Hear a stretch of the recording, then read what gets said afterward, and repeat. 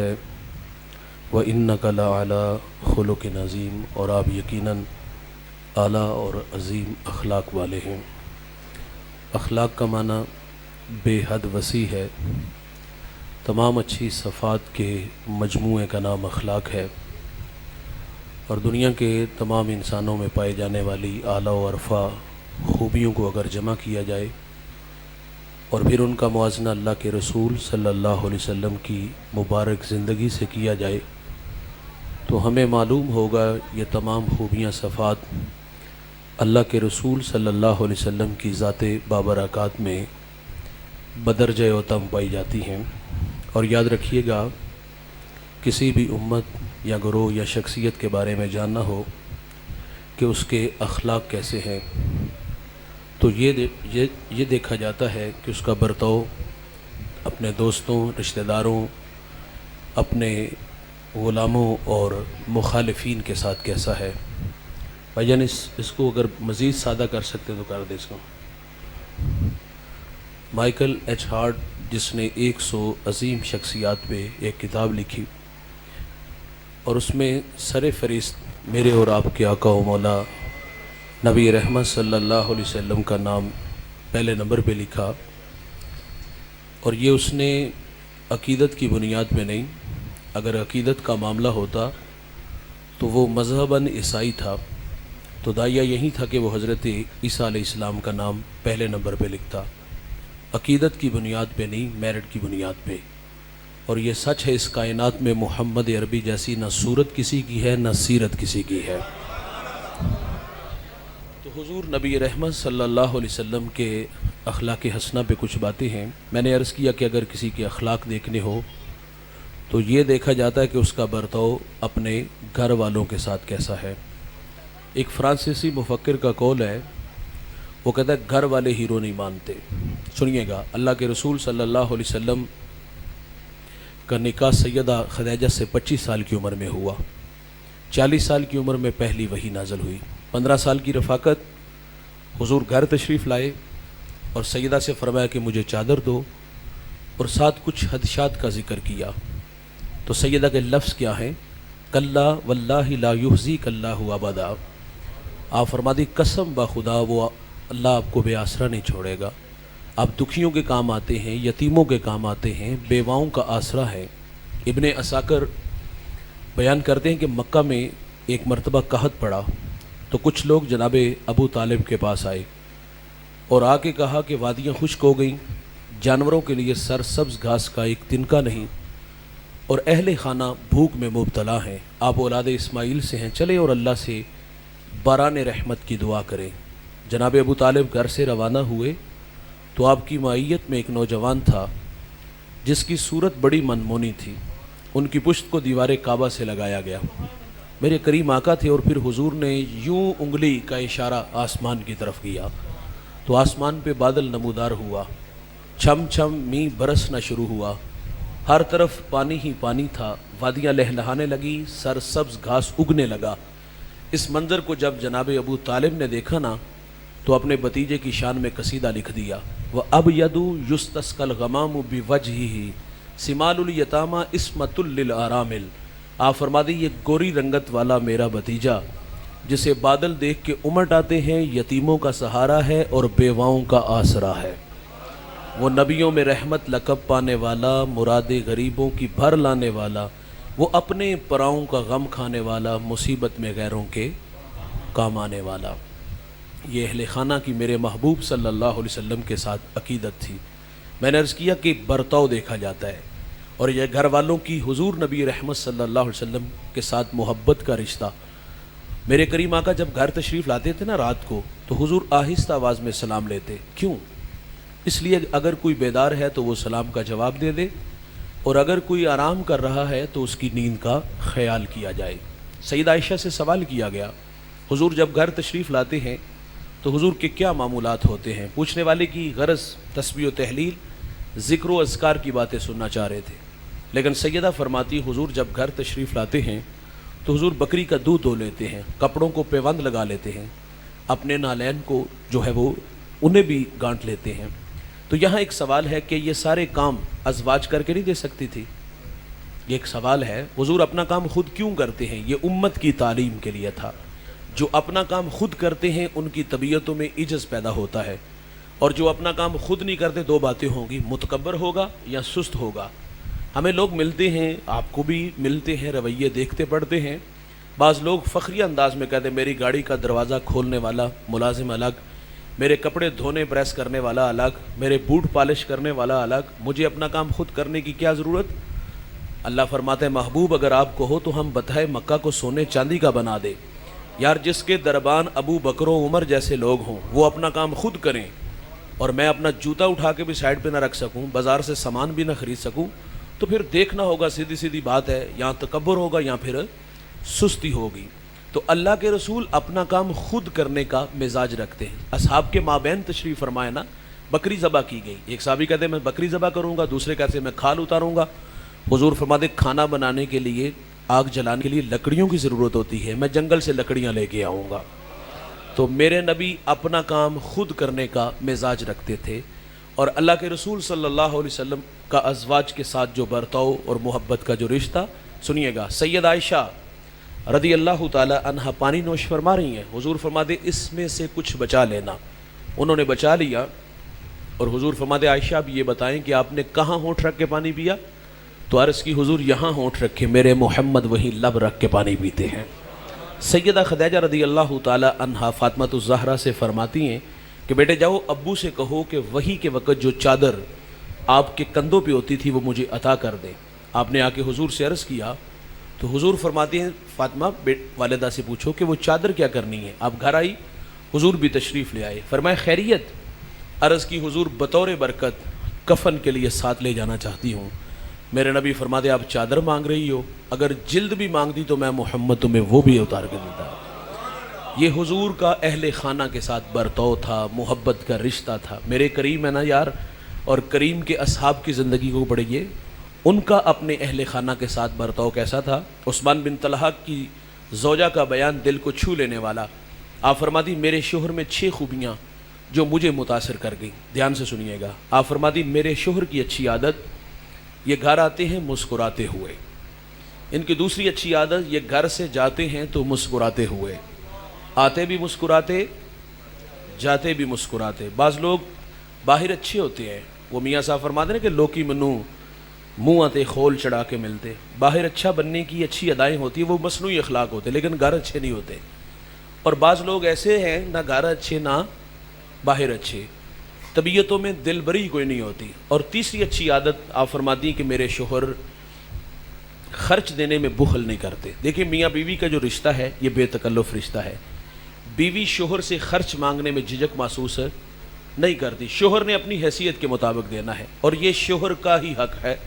تو میرا خیال ہے کہ اگر یہ ڈیوٹی اس کے کندھوں پہ ہوگی تو زیادہ معاملہ ٹھیک رہیں گے۔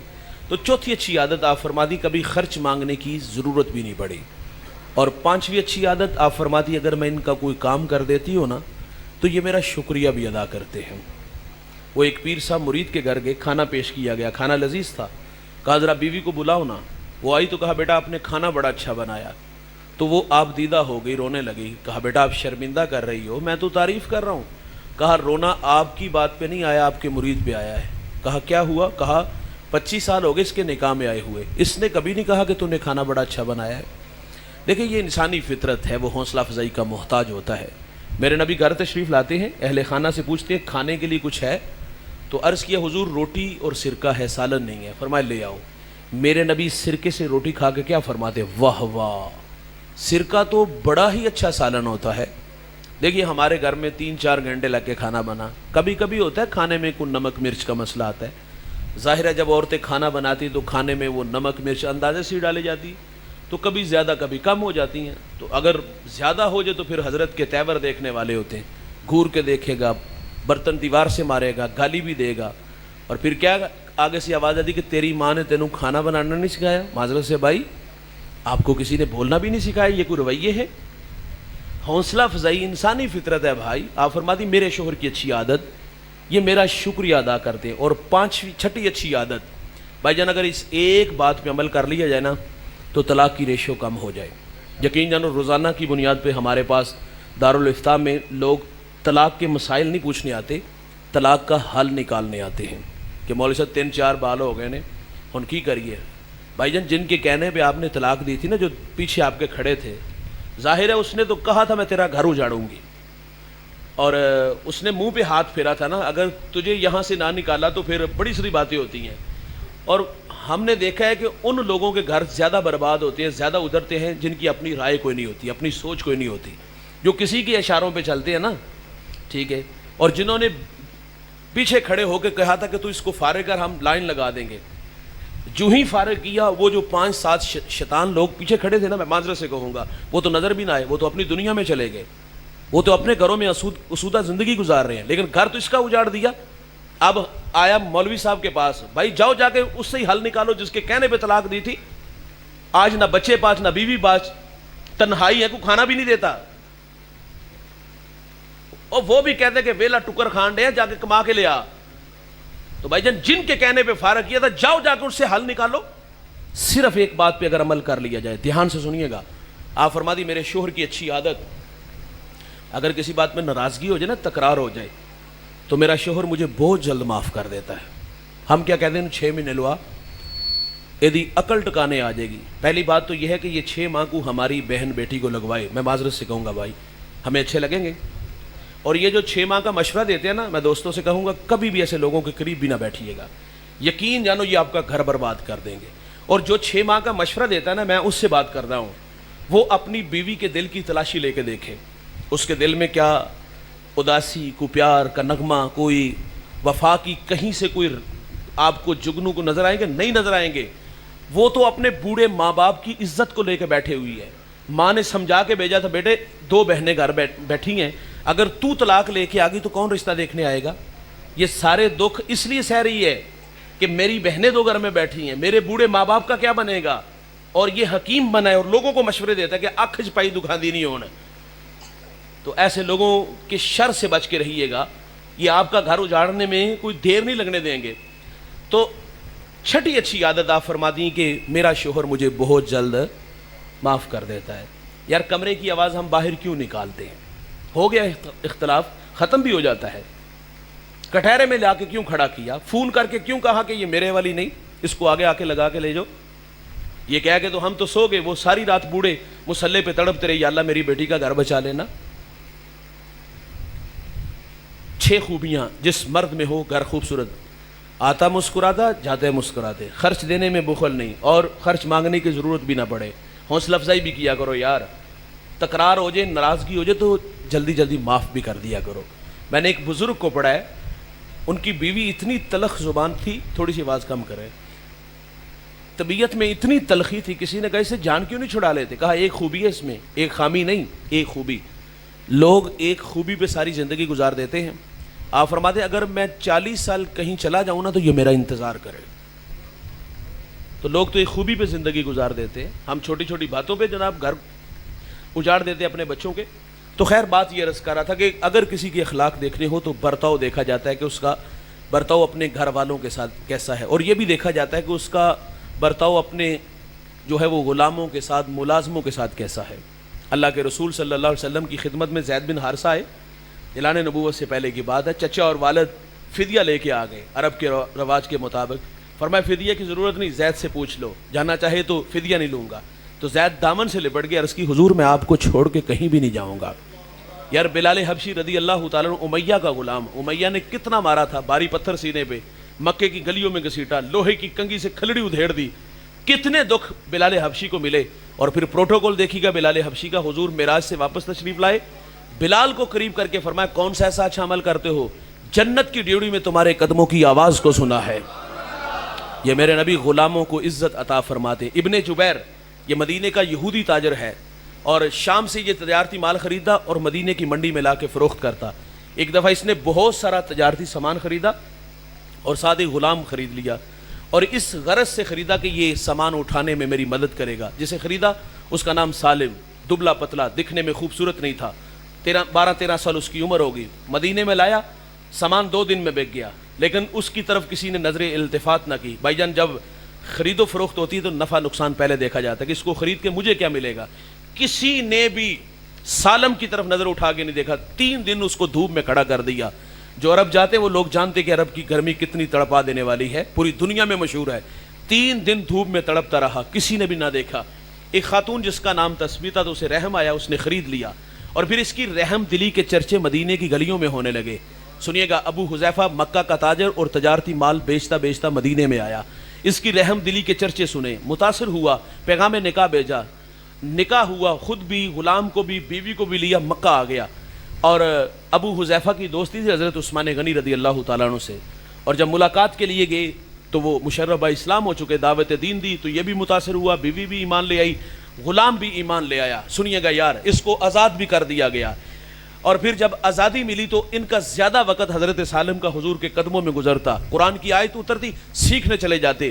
اللہ نے ان کو لہجہ اتنا اعلیٰ عطا فرمایا تھا, ایک دن یہ قرآن پڑھ رہے تھے تو میرے نبی مسکرا رہے تھے. سالم قرآن پڑھتے تو حضور فرماتے, اللہ تیرا شکر ہے کہ تو نے سالم جیسے قاری قرآن میری امت میں پیدا فرمائے. اور کہاں منڈیوں میں بکنے والا, کہاں جس کی طرف کوئی نظر اٹھا کے نہیں دیکھتا, اور میرے نبی پیار کتنا دیتے, اللہ تیرا شکر ہے کہ تو نے سالم جیسے قاری قرآن میری امت میں پیدا فرمائے. حوصلہ افزائی, میں نے کہا انسانی فطرت. حضور مدینے کی گلی سے گزرے, ابو موسیٰ اشعری کا گھر آیا, قرآن پڑھ رہے تھے, اور میرے نبی پاس سے گزرے, اما عائشہ بھی ساتھ ہے, وہیں رک گئے. اگلے دن ملاقات ہوئی تو حضور فرماتے, کل گزرے تھے, قرآن پڑھ رہے تھے, فرمایا تمہارا لہجہ بڑا اعلیٰ. عرض کی حضور اگر مجھے پتا ہوتا آپ سن رہے ہیں تو میں اور سوار کے پڑھتا. حضرت عاصم یہ مسجد نبوی کے امام اور قرات کا بہت بڑا نام, قرآن کے عاشق تھے یار. ان کے منہ سے مشک سے زیادہ خوشبو آتی تھی. کسی نے سوال کیا کہ عاصم تمہارے منہ سے مشک سے زیادہ خوشبو آتی ہے, اس کی وجہ, کہا ایک شب سویا اور خواب میں حضور ملے. حضور فرماتے قریب آؤ نا. کہتے میں حضور کے قریب گیا تو حضور نے میرے لب چوم لیے. کہتے جب سے میرے لب رسول اللہ کے لبوں سے لگے ہیں میرے منہ سے مشک سے زیادہ خوشبو آتی ہے. تو انسانی فطرت وہ حوصلہ افزائی چاہتے. حضرت سالم کے بارے میں حضور نے فرمایا, اللہ تیرا شکر ہے کہ تو نے سالم جیسے قاری قرآن میری امت میں پیدا فرمائے. سنیے گا یار, ہجرت کا وقت آیا اور یہ ہجرت کر کے مدینہ آئے, مسجد قباء تک پہنچے, اذان پڑھی گئی, اقامت کہی گئی. مصلی کا امام کون بنا؟ حضرت عمر بھی وہاں موجود تھے. مصلی کا امام کون بنا؟ اور بھی جلیل القدر اصحاب تھے. بھائی جان حضرت عمر فرما دے, آج مصلی کا امام وہ بنے گا جس کی آواز سن کے میرے رسول راضی ہوتے تھے. فرمایا سالم تم امام بنو گے, ہم مقتدی بن کے تیرے پیچھے کھڑے ہوں گے. پھر مدینے کے یہودیوں نے مسلمانوں کے امام کو دیکھا, وہ امام جو کل تک مدینے کی منڈی میں کسی کو کوئی اس کا ریٹ نہیں لگا رہا تھا, آج اتنا بڑا اعزاز دیکھا. تو مدینے کے یہودیوں نے کہا اتنا بڑا اعزاز کیسے ملا؟ تو پھر زبان حال سے کچھ یوں کہہ گیا کہ جب تک بکے نہ تھے کوئی پوچھتا نہ تھا, تو نے خرید کے انمول کر دیا.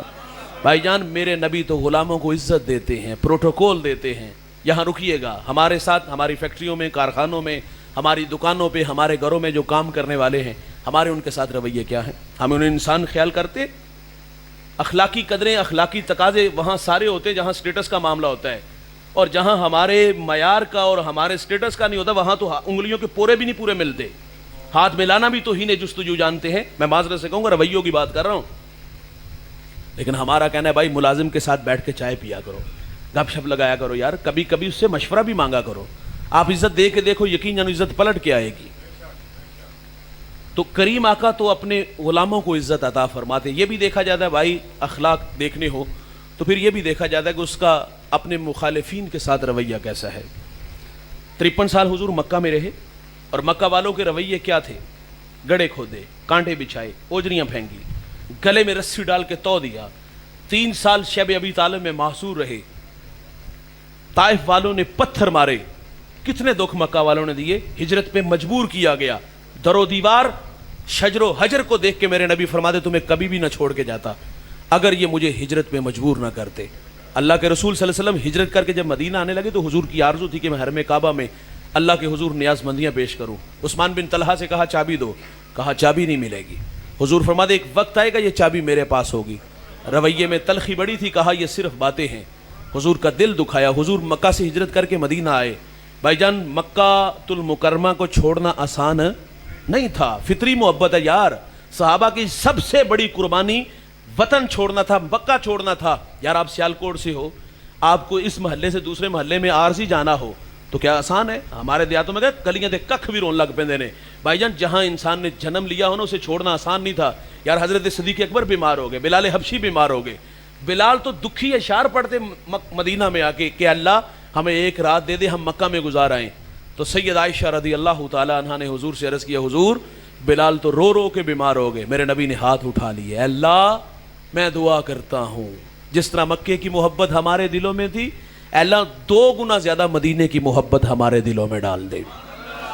یار یہ ہجرت کر کے مکہ آئے. یہاں ایک اور بات بھی کی جا سکتی ہے. کچھ لوگ یہ کہیں گے کہ اللہ کے رسول صلی اللہ علیہ وسلم اور ان کے ساتھ جو حضور کے اصحاب تھے اور مکہ والوں نے حضور کو بڑے دکھ دیے, کانٹے بچھائے, گڑھے کھودے, اجریاں پھینکے, اور صحابہ کے ساتھ جو ان لوگوں نے ظلم و ستم کیا, کمزور تھے, اقتدار نہیں تھے اور افرادی قوت کم تھی, اس لیے انہوں نے جو ہے وہ صبر کیا, درگزر کیا. بھائی جان سنو, اللہ کے رسول صلی اللہ علیہ وسلم مدینہ میں آئے, اقتدار ہے, حکومت ہے, طاقت ہے. اب دیکھیے گا حضور کا تحمل, درگزر, برداشت کس قدر ہے. حضور 10,000 کا لشکر لے کے مکہ آئے.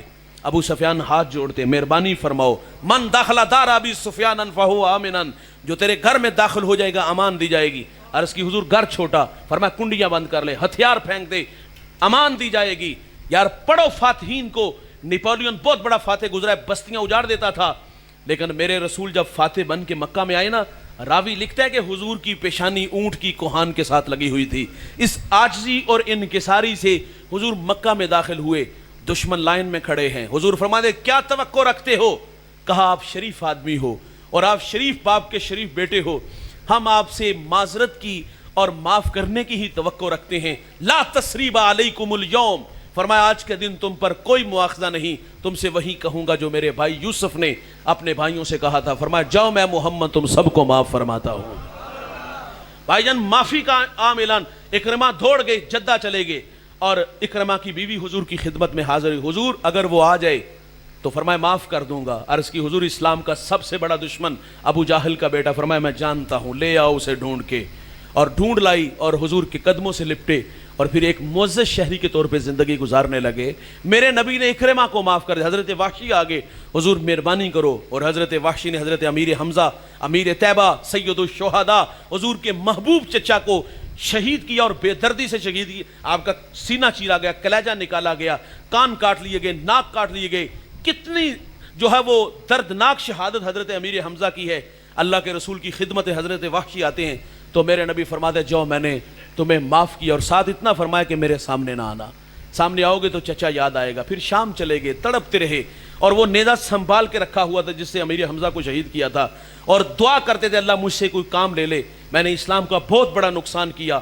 پھر جب جنگ یمامہ کے موقع پر مسیلمہ کذاب کو حضرت وحشی نے اسی نیزے کے ساتھ ذبح کیا, اور آپ فرماتے اللہ تیرا شکر ہے, اگر مجھ سے اسلام کا بڑا نقصان ہوا نا تو میں نے اسلام کے بڑے دشمن کو بھی اپنے ہاتھ سے کاٹ دیا.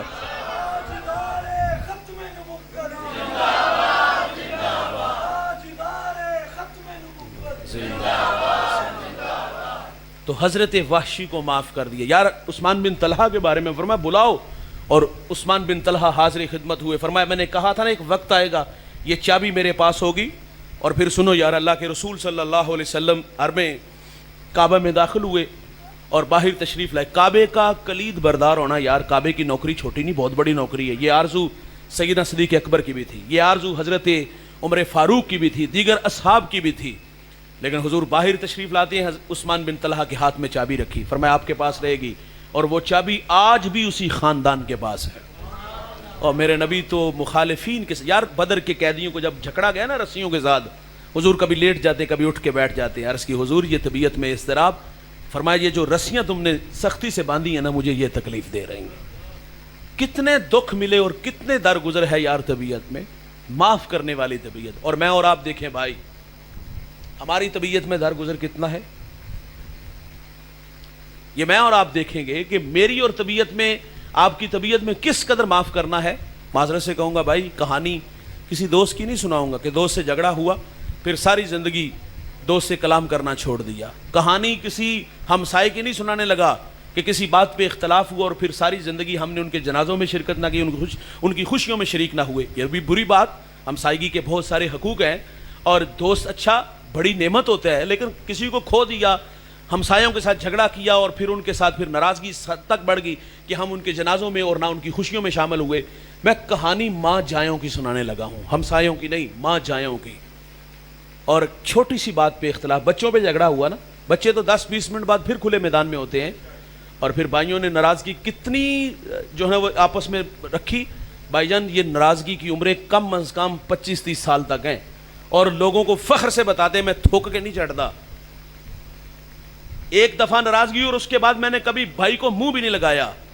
میں اس بھائی سے ایک بات کہوں گا, بھائی ماضی کے دریچوں میں جھانک کر کے کبھی تنہائی میں بیٹھے, یار انسان کے پاس یادیں تو ہیں نا, کوئی دھندلا سا نقشہ تو ہوگا نا, بچپن کی کچھ یادیں تو ہوگی نا یار. انگلی تھام کے چلتے تھے, ایک دوسرے کے لیے دیوار بنتے تھے, ایک برتن میں کھانا کھاتے تھے, ایک بستر میں سوتے تھے. کیا ہم نے بچپن میں خواب نہیں دیکھے؟ ہم نے اپنے بوڑھے باپ کو مستری کے پیچھے دابڑا اٹھاتے دیکھا, ہم نے اپنے بوڑھے باپ کو فیکٹری میں 18 گھنٹے کام کرتے دیکھا, ہم نے اپنے باپ کو پردیس کے دھکے کھاتے دیکھا. بھائی جان بچپن میں بھائی بیٹھ کے بڑی باتیں, بڑی منصوبہ بندی ہوتی تھی کہ یا اللہ جلدی جلدی بڑا کر دے, ہم آنے والے کل میں بوڑھے باپ کا سہارا بنیں گے.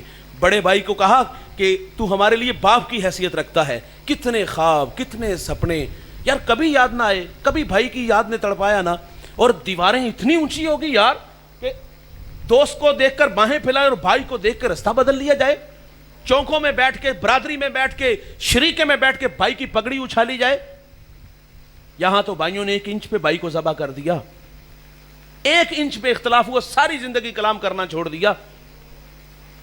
اور یہ نفرتیں ہم لوگوں نے سنبھال کے رکھی ہیں. ہم کہتے ہیں کل کو اس نے بیٹی کی شادی کرنی ہے, اس کو میری ضرورت ہوگی, اور میرے بغیر یہ شادی کر بھی نہیں سکتا, اور ہوتا بھی اسی طرح ہے.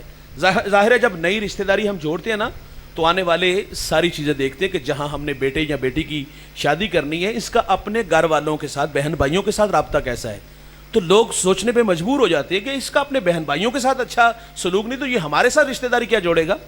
تو بھائی جان یہ صرف ناک بچانے کے لیے, وہ کہتے ہیں گدے نو باپ آکھ لیا, آخر نگڑا بندہ جو اس کو باپ کہہ لیتا ہے ہو جاتا ہے, وہ اپنا مطلب نکالنے کے لیے بھائی سے معذرت کرنے گیا, اور وہ 20 سال انتقام کی آگ میں جل رہا ہے. آئے گا تو ٹھڈے ماروں گا, آئے گا تو گالی دوں گا, آئے گا تو دھکے دے کے گھر سے نکالوں گا, آئے گا تو برادری میں پنچایت میں پہلے اچھی طرح ذلیل کروں گا, کلیجہ ٹھنڈا کروں گا, تو پھر جاؤں گا. اللہ کی رضا کے لیے معذرت کرنے نہیں آیا, اور اس نے اللہ کی رضا کے لیے معاف نہیں کیا. بھائی جان شادی ہوئی وہ اپنے گھر میں, یہ اپنے گھر میں. یہ نفرت صرف ہماری زندگی تک نہیں, بستر علالت پہ گرے, زندگی موت سے جنگ ہے. اور بھائی جان تھوڑی سی سانسیں ہیں, پاس ادھار ہیں یار, بچوں کو جمع کیا, یہ جذباتی رشتے ہیں. تو کیا ہم نے مرتے وقت اپنے بچوں سے کہا کہ جلدی سے میرے بھائی کو لے آؤ, اپنے چچا کو بلا لو, جلدی سے میری بہن کو بلا لو. بہن سے ناراضگی کس بات پہ ہوئی کہ اس نے اپنا حق مانگا تھا, اور میں نے حق چلو جیسے بھی اس نے عدالت کے تھرو لیا اور لے لیا, اور پھر میں نے اس کے ساتھ مرنا جینا ختم کر لیا. تو پھر کیا مرتے وقت خیال آیا اپنی پھپھو کو بلا لو, میری بہن کو بلا لو, میرے بھائی کو بلا لو؟ نہ, ہم مرنے لگے تو بچوں کو جمع کیا اور بچوں سے وعدہ دیا. وعدہ کیا دیا؟ ہم نے کہا پتر میں مر گیا تو میرے پرا نو جنازے تے نہیں آن دینا, میں مر گیا تو میری بہن نو تکے دے کے گھروں کر دینا. یہ ہم دنیا میں زندگی میں نفرت کی, اور جب مرنے لگے تو مرتے وقت بھی بھائی جان ہم نے آنے والی نسلوں میں نفرت چھوڑ دی. حضور نے فرمایا تھا آخری دور میں امانت اٹھا لی جائے گی, خشوع اٹھا لیا جائے گا, اور اس میں ایک یہ بھی فرمایا تھا کہ محبت بھی اٹھا لی جائے گی. ہے کہیں نظر آتی بھائی؟ غرض کے رشتے, غرض کی دوستیاں, مفاد کے رشتے اور مفاد کی دوستیاں, کہاں گئے وہ خلوص کے رشتے, کہاں گئے وہ وفا کی کہانیاں؟ بھائی نے بھائی سے کلام کرنا چھوڑ دیا, مرتے وقت درس جو ہے وہ ہم نے نفرت کا دیا. بات کو آگے بڑھاؤں تو بھائی جان یہ بھائیوں سے آگے بات, آج تو ہم نے ایسی نالائق اولاد بھی دیکھی ہے جنہوں نے اپنے ماں باپ سے تعلق ختم کر لیا. ہاں, باپ کو باقاعدہ کہا بھائی تسی مر گئے تھے میں نہیں آواں گا, میں مر گئے تھے تسی میرے جنازے تے نہ آیا جے. ہم اس شخص کو جانتے کہ جس کے باپ کا لاشا گھر میں پڑا ہے, محلے دار رشتہ دار ترلے کر رہے ہیں, جا پتر ٹھیک ہے زندگی میں اختلاف رہے, اب تو وہ چلے گئے ہیں, اب تو تیرے سینے میں دل ہے, کوئی پتھر تو ہے نہیں. اور باپ تھا جس نے پالا پوسا, تجھے جوان کیا, یہاں تک لا کے کھڑا کیا, تیرا حق ہے اس کو غسل دے, تیرا حق ہے اس کو کفن پہنانا, تیرا حق ہے اس کا جنازہ پڑھنا, تیرا حق ہے نا چار پائی اٹھا قبرستان لے جا اور قبر میں اتار کے اس کی قبر میں مٹی ڈال کے 2 آنسو بہایا. یہ جذباتی رشتے ہیں.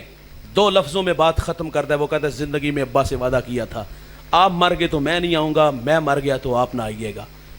تو بھائی جان نہیں گیا اس کو غسل دینے، نہیں گیا اس کو کفن پہنانے، نہیں گیا اس کی لاش پہ رونے، نہیں گیا اس کو قبر میں اتارنے، نہیں گیا اس کی قبر پہ آنسو بہانے، بتائیے گا ایسی نالائق نکمی اولاد کو میرا اللہ کیسے معاف کرے گا؟ نہ نماز قبول، نہ روزہ قبول، نہ حج قبول، نہ زکوٰۃ قبول۔ اگر ماں باپ دنیا سے اولاد کے وجہ سے دکھی اور نالا گئے تو اللہ کبھی بھی اس نالائق اولاد کو معاف۔ میں ٹوبہ ٹیک سنگھ ایک جگہ گیا تو ایک 18-20 سالہ نوجوان، سر پہ امامہ، سفید جامہ، چہرے پر داڑھی کا نور، مجھے دوستوں نے بتایا یہ صبح لوگوں کو نماز کی دعوت دیتا ہے۔ مجھے بڑا اچھا لگا کہ آج کا جوان تو چونک چباروں میں نظر آتا ہے، چھٹی کے وقت اسکول کے گیٹ کے سامنے جوانیاں برباد کرتا ہے، رقص و سرود کی محفلیں سجاتے ہیں۔ یہ کتنا سعادت مند ہے، خود بھی نماز اور لوگوں کو بھی نماز کی دعوت۔ بہت ساری دعائیں میرے لبوں پہ تھی اور کچھ نہا خانہ قلب میں۔ میرے ساتھ ایک صاحب بیٹھے تھے، انہوں نے سرگوشی کی، وہ کہتے ہیں مولوی صاحب یہ باپ کا گستاخ بھی بڑا ہے، دستار کے ہر پیش کی تصدیق ہے لازم، ہر صاحب دستار معزز نہیں ہوتا، بڑی بڑی پگڑیاں باندھ لینے سے انسان بڑا نہیں ہوتا بھائی، رویوں سے بڑا ہوتا ہے۔ میں نے کہا بیٹا یہ بڑی بری بات ہے، چرب زبان تھا، کہتا ہے مجھے بٹھاؤ اور میرے ابا کو، غلط ہوا تو جوتے کھاؤں گا۔ خیر میں نے سمجھایا، ترلا کیا، کوئی ایک دو بات جو دل کے دروازے پر دستک کا سبب بنی، معذرت، میں نے کہا جاؤ معذرت کر کے، 20 منٹ بعد واپس آیا، یقین جان آنکھوں میں بہت سارے آنسو تھے۔ میں نے کہا کیا بنا؟ وہ کہتا ہے ایسے ہاتھ باندھ کے کھڑا ہوا، ابا نے مجھے سینے سے لگا لیا۔ ہمارا کہنا ہے آج سینے سے لگو بھائی، کل قبروں سے لپٹ کے رونا پڑے گا، لیکن بھائی جان اس دن کے پچھتاوے سے حاصل کوئی نہیں ہوگا۔ آپ زندگی سے راستہ مانگو گے، سچی بات ہے زندگی آپ کو راستہ نہیں دے گی۔ خدا را یار، منا لو روٹھے ہوئے رشتوں کو۔ اگر آپ آر محسوس کرتے تو میں آپ کے سامنے ہاتھ جوڑ، خدا نہ کرے بھائی جان، پہلی بات تو یہ ہے خدا نہ کرے اس مجمع میں کوئی بیٹا باپ سے ناراض ہے تو معافی مانگ لو، کوئی بھائی سے، بہن سے ناراض ہے تو خدا را معاف کر دو یار، کوئی دوست سے ناراض ہے تو معذرت کر لو یار، اور کوئی شاگرد اپنے استاد کا دل دکھایا تو ان سے معذرت کر لو، شیخ کا دل دکھایا تو معذرت کر لو یار، معاف کرنے والے بنو، درگزر والے بنو۔ اور اللہ تعالیٰ سے دعا ہے کہ اللہ مجھے آپ کو حضور کی سیرت پر عمل کی توفیق عطا فرمائے۔ وآخر دعوانا